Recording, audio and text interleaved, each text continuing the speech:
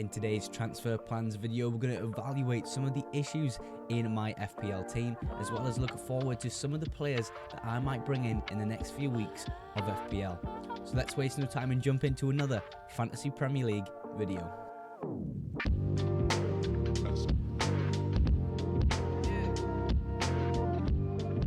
As always, I like to review last week's performance in FPL and kind of evaluate the issues in my team from there, and then we move on to the transfer plan section just in the next part of the video. We scored a total of 58 points last game week, and this is how the team looked. We have Daraya and Gabriel getting 2 points each, of course conceding against Southampton, which wasn't ideal, but it was a great finish from Cameron Archer, so we have to give him it. But look, I said this on the team selection video a few weeks ago. It would be very disappointing if Arsenal conceded a silly goal. They conceded a goal. I'm not sure it was a silly goal, to be fair. I'm pretty sure it was a great finish. But a little bit disappointing again because, look, the past two fixtures for Arsenal have been very, very good fixtures, but they haven't capitalised in terms of FPL clean sheets, and it is a bit frustrating.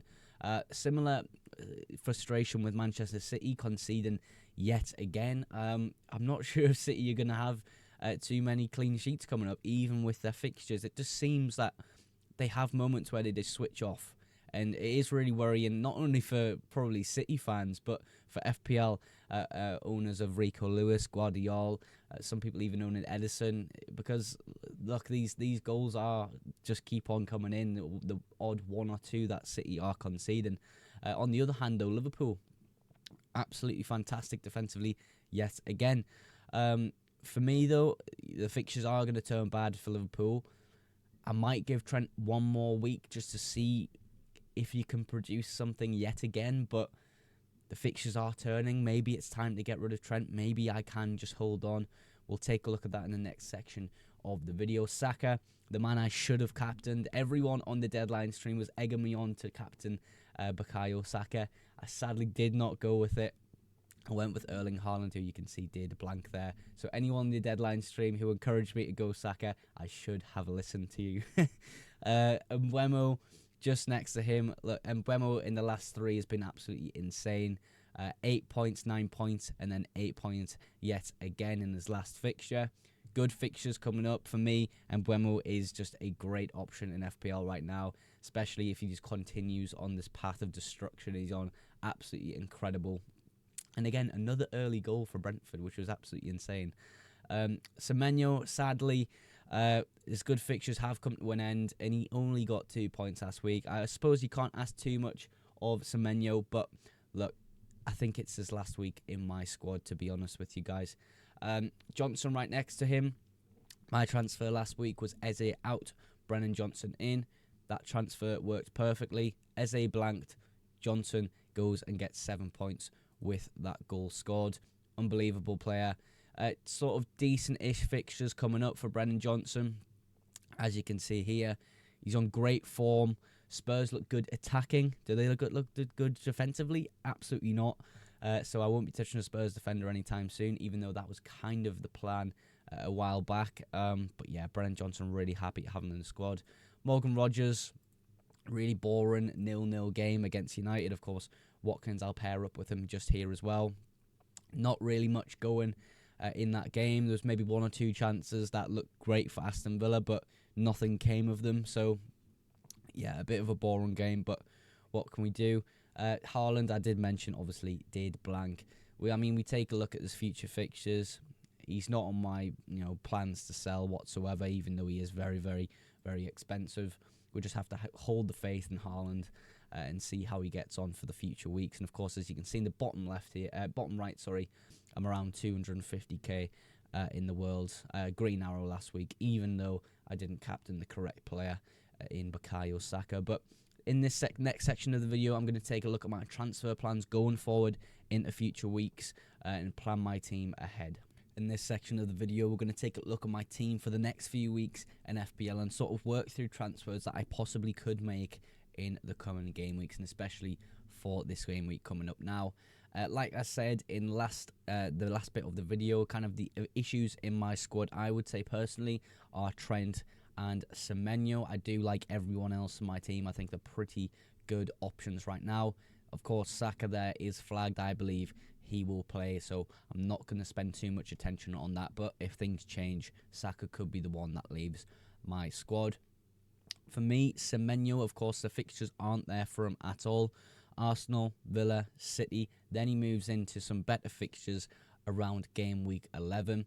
But there's not going to be too much space within my midfield around game week 11, game week 12, because there's some good fixtures coming up around that game week for some really great FPL assets. So for me, Semenyo would leave my squad. And then where does that kind of leave me? So leaves me with 6.6 in the bank total to spend. However, I don't think I'm going to spend sort of all of that money. I really do think I'm going to go with someone cheaper, someone like either Smith Rowe or Dwight McNeil. And for me, I'm probably leaning a little bit more towards Dwight McNeil, which is something I wouldn't expect myself to say about FPL. But the fixtures are there for Everton. I think he attacks really well. Of course, low ownership, a little bit of a differential there, but it's someone cheap I can kind of keep on my team with the good fixtures for the up-and-coming weeks and kind of not worry too much about it. So I think Dwight McNeil is a good option. Of course, he is a cheaper asset. I'm not sure if he's really going to be performing in the way he has been the past 2 or 3 games, but we'll just have to wait and see how that goes. It might be the case that I do bring in Smith Rowe with slightly worse fixtures, but potentially better output. But we'll evaluate that later down the line. So that would kind of be the team for Game Week 8, I believe. Of course, Haaland captain against Wolves away from home. I think it's a great fixture for Haaland captain, especially with how leaky Wolves have been over like a few fixtures, especially that Chelsea and Brentford fixture. Just absolutely crazy amount of goals. Would love Haaland to get involved in that and really put that captain to use. The week after, though, again, Haaland would remain on the captaincy. The team overall looks pretty solid. This is kind of the week I would like to try get Cole Palmer on the team. So it would be the case that Bukayo Saka leaves the squad with his slightly worse fixtures coming up. Of course, you can see there from Game Week 9, Liverpool, Newcastle, then Chelsea. And of course, Forest in Game Week 12 is a green fixture there, but we know how well Forest are defending at the moment. And it would be the case that I would bring in Cole Palmer because, look, I know the fixtures aren't great, but I would like to get him in before Game Week 12 just to avoid the massive price rises that are probably going to come around Game Week 12, Game Week 11. So for me, bringing him in for Newcastle and Manchester United, I really don't mind. I think they're decent fixtures for Chelsea. Game Week 11, of course, the Arsenal fixture isn't fantastic, but I can always bench him if that's the case. But yeah, I think Cole Palmer would probably come in this week, but for Game Week 9, that is, sorry. But 0.1 in the bank. It very well could be the case that Cole Palmer goes up or Dwight McNeil goes up in the next sort of week to 2 weeks. So the issue there is I will be priced out of that move. But where would I possibly go after that? It would probably be Trent out and then moving in to maybe someone from Brentford because of their good fixtures. Someone like Pinnock, of course, who scored against Wolves, but who didn't score against Wolves. That was an absolute crazy game. But yeah, that would, of course, be for a -4. So perhaps I wouldn't even make that move if I really, really didn't want to take the -4. Perhaps I could just hold off and just wait on getting Cole Palmer and bring him in a later week. We'll sort of mimic what we've just done there to get back to that screen.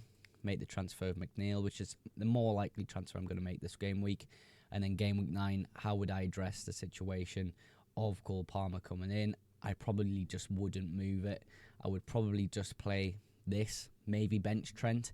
But, benching Trent isn't fantastic. He could come out with an attack and return at any point in any game. So, yeah, I will move on to Game Week 10 if that kind of does happen, just to show you what I'm kind of thinking of. Trent's fixtures start to become a little bit better.